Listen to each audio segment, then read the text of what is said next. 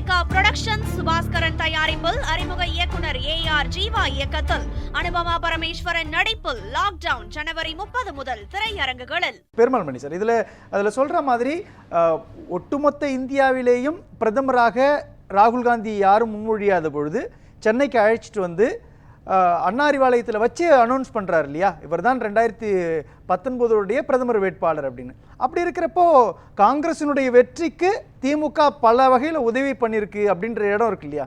இப்போ என்டிஏ கூட்டணி அதிமுக கூட்டணி வலுவாக மாறிக்கிட்டு இருக்கிறப்போ காங்கிரஸ் கட்சியினுடைய நெருக்கடி இருக்குல்ல, அது ஒரு வகையில் அரசியலில் சரியான பார்வையாக இருக்குமா? அதை காங்கிரஸ் உள்ளிட்ட கட்சிகள் எப்படி பார்க்க வேண்டிய அவசியம் இருக்கும்?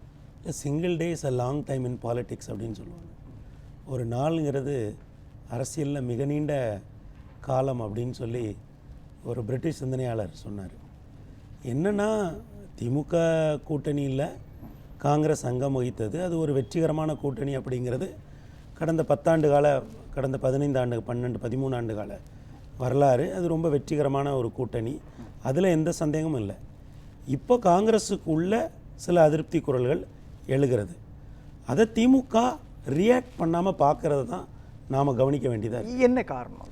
ஏன்னா திமுக வந்து 2021 இருந்த திமுக வேறு, 2026 இருக்கிற திமுக வேறு. ஐயா ஸ்டாலின் இன்றைக்கு 2026, 2016 ஜெயலலிதாமா என்ன பலத்தோடு இருந்தாங்களோ அதே பலத்தோடு இன்றைக்கி இருக்கார்.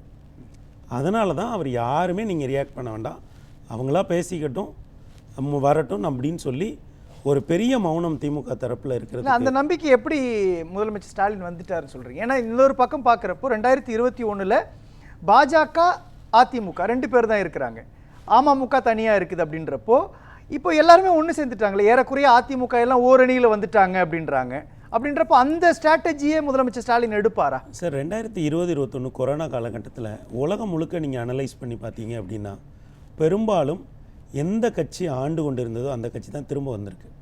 இந்தியாவில் இப்போ 7 மாநிலங்களில் தேர்தல் நடந்தது. அந்த 7 மாநிலங்களில் 6 மாநிலங்களில் ஆளுங்கட்சி தான் திரும்ப ஆட்சிக்கு வந்தது. அதில் ரொம்ப அதிசயமாக என்னென்னா, பக்கத்தில் இருக்கிற கேரளாவில் சுதந்திரம் கிடைச்சதுலேருந்து LDF UDF மாறி மாறி தான் வந்திருக்காங்க. முதன்முறையாக அந்த மாற்றம் தடைப்பட்டது எப்படின்னா 2021 எலெக்ஷனில். அதுக்கு காரணம் கொரோனா இருந்தப்போ அரசுகளுக்கு ஒரு பெரிய எட்ஜ் இருந்தது, அரசுகள் நிறைய வேலைகளை செய்ய முடிஞ்சது. ஏனைய இன்ஸ்டியூட்ஸ் வந்து குறைவான பணி தான் செஞ்சது. அப்போது பொதுவாகவே மக்களுக்கு வந்து இந்த அரசு நமக்கு ஏதோ பண்ணுதுங்கிற ஒரு இமேஜ் இருந்தது.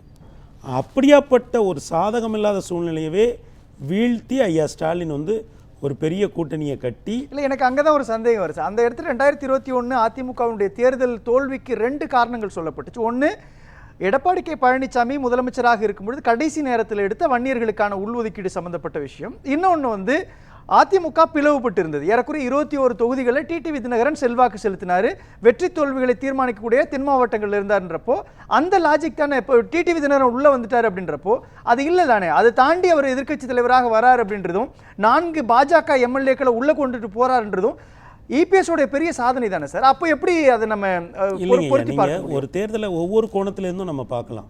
நம்ம திமுகவோட கோணத்திலேருந்து பார்ப்போம். இப்போ திமுக, ஏன்னா நம்ம இன்றைக்கி வந்து திமுக கூட்டணி பற்றி பேசுகிறதுனால நம்ம அந்த கோணத்துலேருந்து பார்த்தோன்னா நமக்கு ஒரு பெர்செப்ஷன் கிடைக்கும். இப்போ வந்து பார்த்திங்கன்னா 21 10 வருஷம் அவங்க ஆட்சி அதிகாரத்தில் இல்லாமல் இருந்தாங்க. இப்போ பெர்செப்ஷன்லேயே நீங்கள் பார்த்தீங்கன்னா ஐயா ஸ்டாலினுக்கு வந்து பலரும் என்ன சொன்னாங்க, ஜாதகப்படி அவர் வரமாட்டார். இப்போ நீங்களும் நானும் இதை நம்பாமல் இருக்கலாம், ஆனால் ஒரு காமன் மேன் வந்து அந்த மாதிரியான அதை சாதாரண ஆட்கள் சொல்லலை, ஆட்சி அதிகாரத்தில் இருந்தவங்க, எதிர்க்கட்சியில் முக்கிய பொறுப்புகளில் இருந்தவங்க அப்படிலாம் சொன்னாங்க. அப்போ அப்படியாப்பட்ட ஒரு தனக்கு எதுவுமே சாதகமாக இல்லாத ஒரு சூழ்நிலையில் கூட 21 தேர்தலில் அவர் வெற்றிகரமாக நடத்தி வந்தார்.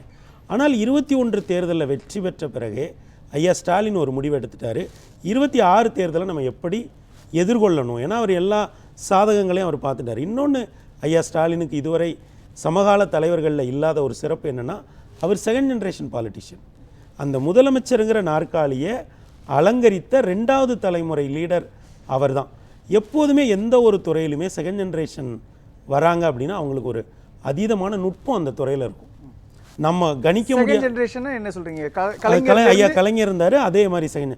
இப்போ ஊடகத்திலே நாளைக்கு ஒரு செகண்ட் ஜென்ரேஷன் ஒருத்தர் வராரு, இல்லை பியூரோக்ரஸியில் செகண்ட் ஜென்ரேஷன் ஒருத்தர் வராருன்னா அவங்களுக்கு ஒரு நுட்பம் அதீதமான நுட்பம் இருக்கும் அந்த துறையில்.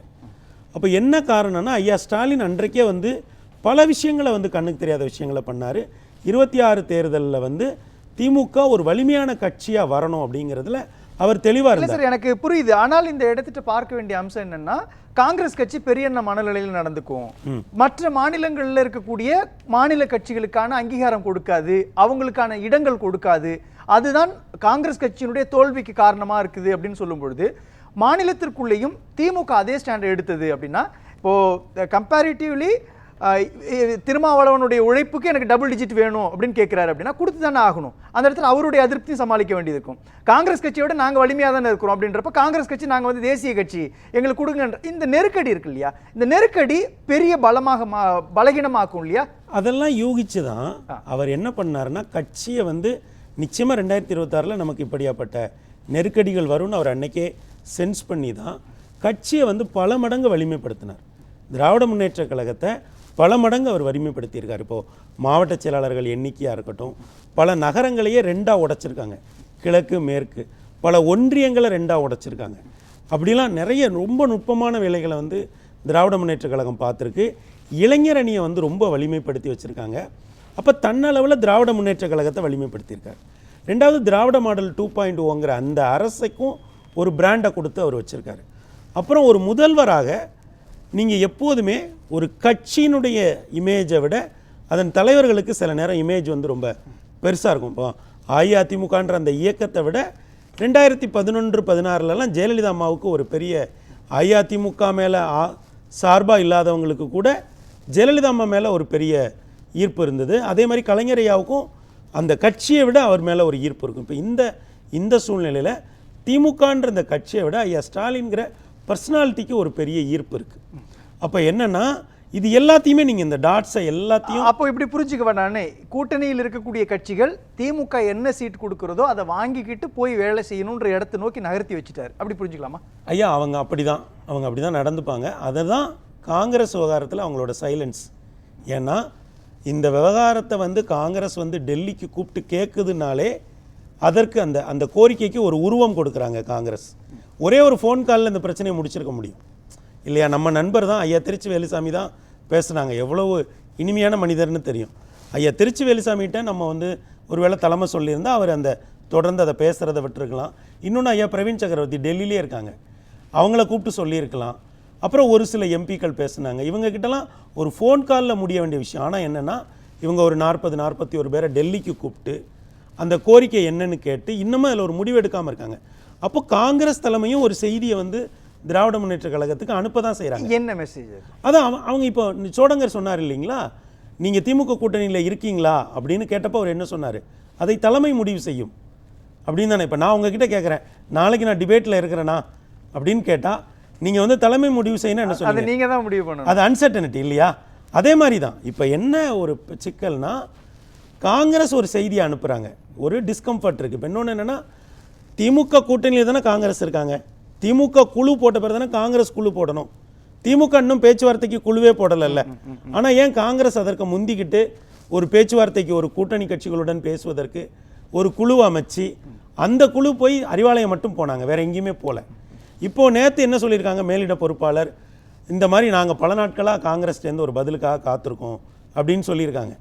அப்போது ஒரு நமக்கு 2 குரல்கள் கேட்குதுங்க ஐயா. ஒன்று வந்து காங்கிரஸுக்குள்ளேருந்து தாவேகாவுக்கு ஆதரவான குரல்கள் கேட்குது, இன்னொன்று திமுகவுக்கு எதிர்ப்பான குரல்கள் கேட்குது இல்லைங்களா? இந்த 2ஐயும் நம்ம கேட்க முடியுது.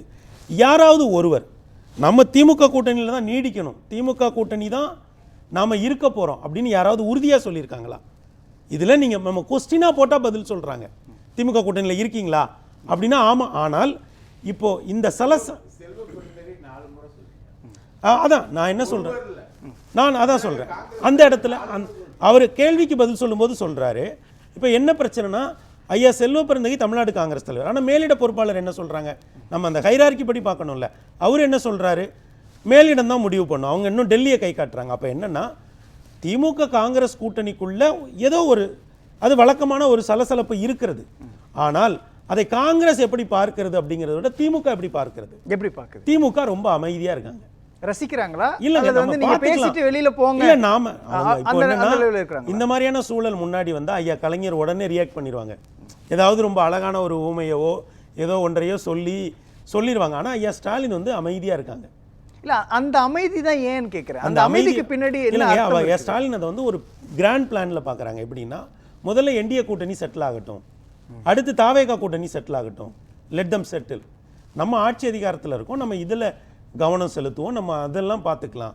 இதெல்லாம் முடிஞ்ச பிறகு திமுக கூட்டணி பக்கம் வரலாம் அப்படிங்கிறது ஒரு இப்போ என்னோட பார்வையாக இருந்தது. இப்போ அண்ணன் என்ன சொல்கிறாங்க, பிரகாசன் என்ன சொல்கிறாங்கன்னா, February 7க்கு பிறகு தான் அவங்க, ஏன்னா அவர் உள்ளுவாரங்கள் அறிந்தவர். அப்போ என்னன்னா, என்னுடைய கணிப்பு என்னவா இருந்ததுன்னா, திமுக ஒரு காத்திருக்காங்கன்றது இருந்தது. இப்போ அண்ணன் சொல்லும்போது அது உறுதிப்படுது. அவங்க நம்ம பொறுமையாக இருக்கலாம், எல்லாரும் இந்த கேம் முடியட்டும். இந்த கேம்ல அதிமுகவுக்கு ஒரு நிலைப்பாடு இருக்கலாம், அல்ல திமுகவுக்கு ஒரு நிலைப்பாடு இருக்கலாம். திமுக வந்து நம்ம பொறுமையா இருக்கலான்றப்போ கூட்டணி கட்சிகள் பொறுமையா இருக்கணும் இல்லையா? என்ன நம்ம பேச வரோம், இவங்க வந்து நம்மளை வேணுன்றாங்களா வேணான்றாங்களா, என்ன அவங்க செய்கிறாங்க, நம்ம கட்சியினுடைய உட்கட்சி முடிவுகளை அவங்க எடுக்கணுமா அப்படின்ற கொஷின் வந்து கூட்டணியில் இருக்கிறவங்களுக்கு வரும் இல்லையா? வருங்க ஐயா. ஆனால் என்னன்னா, வழக்கமாக திமுக வந்து கொள்கையை பேசும்போது காட்டுற ஒரு வேகம் இருக்குல்ல, ஒரு அக்ரெசிவ் இருக்குல்ல, அதை வந்து கூட்டணி பேச்சுவார்த்தைகளில் காட்ட மாட்டாங்க, ரொம்ப இணக்கமாக இருப்பாங்க. ஆனால் இந்த முறை திமுக என்னென்னா, நாம் வெயிட் பண்ணலாம், எல்லாமே லெட் இட் செட்டில், இந்த சலசலப்புகள் எல்லாம் அடங்கட்டும்.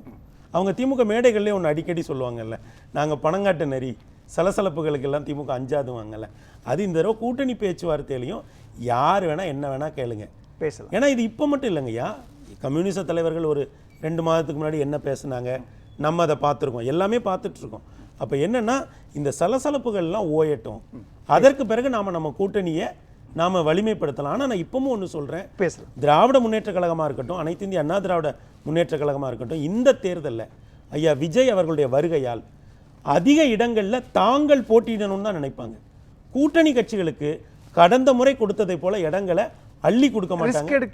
இல்லை, ஆமாய்யா, ரிஸ்க் எடுக்க மாட்டாங்க. ஏன்னா இப்போ மும்முனை போட்டி ரொம்ப நெருக்கமாக இருக்குது, 4 முனை போட்டிங்கிற அளவில் களம் போகும்போது அதிக இடங்களில் சூரியனை போடணும்னு தான் திமுக நினைக்கும், அதிக இடங்களில் இலையை போடணும்னு தான் அஇஅதிமுக நினைக்கும். அதனால் கூட்டணியில் இருக்கக்கூடிய பிராந்திய கட்சிகளும் தேசிய கட்சிகளும் பெரிய அளவில் இனிமேல் கூட்டணி பேச்சுவார்த்தைக்கு அந்த டேபிளில் உட்காரும் போது நெருக்கடியை கண்டிப்பாக எதிர்கொள்வாங்க.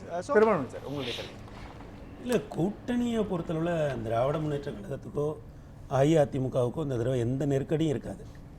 ஏன்னா அவங்க வந்து ஐயா விஜயை காரணம் காட்டி நெகோசியேஷன் டேபிளில் உட்காரும்போது கூட்டணி கட்சிகளோட ரொம்ப கடுமையாக தான் பேசுவாங்க. இப்போ வந்து அந்த ஒரு பெர்செப்ஷனுக்காக வந்து ரொம்ப நிதானமாக நடந்துக்கிறாங்களே தவிர, கூட்டணி பேச்சுவார்த்தைன்னு உட்காரும்போது நிச்சயமாக 2 பேரும் இதுவரை அவங்க இந்த மண்ணை நீண்ட காலம் ஆண்டிருக்காங்க.